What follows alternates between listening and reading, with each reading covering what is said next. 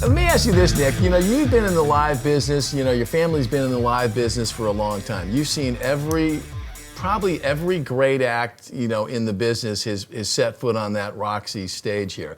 What do you make of this whole new phenomenon of live streaming, bands putting on concerts, charging money for it? Does that feel like something that can help your business or hurt your business?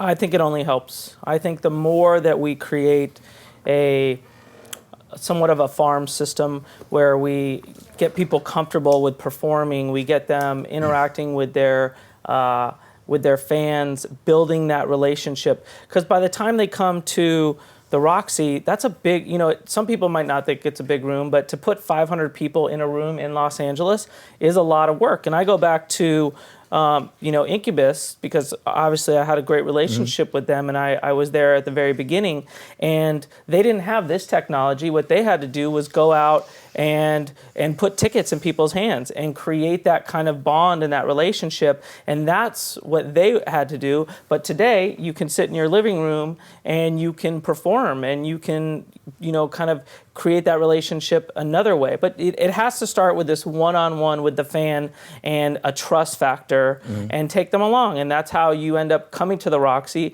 and selling it out eventually. Is your venue set up, wired for live streaming stuff? We are almost there. You know, for a music venue, it's the technology wasn't there. And I think for some it was, but for the Roxy, and I think the experience that we give at the Roxy, and you come in, it's got the great sound, it's very intimate, you're right there. So if I'm not giving that experience to everyone who's watching, whether you're at home or there, I wasn't ready to put it out there. And I think now with the technology is there, the bandwidth is there, we're ready to go now. Your family has been in the Roxy business forever. Now you've taken over that business. But you changed things around a bit at the Roxy. In the old days, you used to take out your ad in the LA Times on Sunday, and you might have run a flight of, you know, commercials. You've taken social media and kind of created a different animal around it. And that's why I was asking whether you're going to take that to the next level and be able to take a great show at the Roxy and have some kid down in South America that's only ever heard of the Roxy feel like he's going to be there. Talk to that, how you've taken this social media and this whole technology thing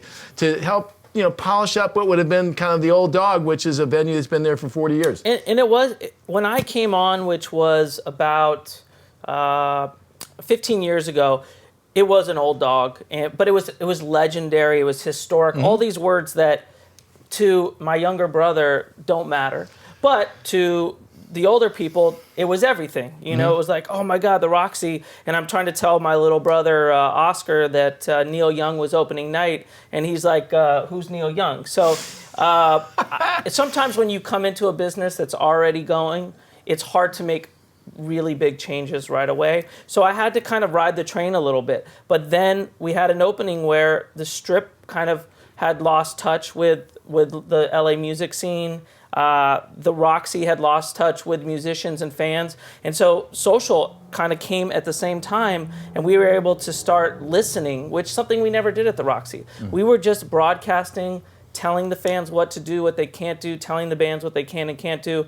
And then once we realized that there was this whole conversation out there, a lot of it not positive, that it was time to start listening and start making some of those changes. So, you know, if someone tweeted out, you know, your security guy's a jerk. Well, you know what I could do? I could print that out. I could go in real time and say, hey, you know what? I don't know if this is true, but this is what people are saying about you. I'm not sure if that represents us well. You know, and you do that 3 or 4 times and that ends. And then, you know, parking problems, you go to the parking guy, hey, you know what? This is what people are saying. So, you know, social is really this mirror, and you don't want to stand in front of the mirror and say, oh, I look like crap today. You want to go, hey, I look great. So you just, you know, social will give you that type of feedback.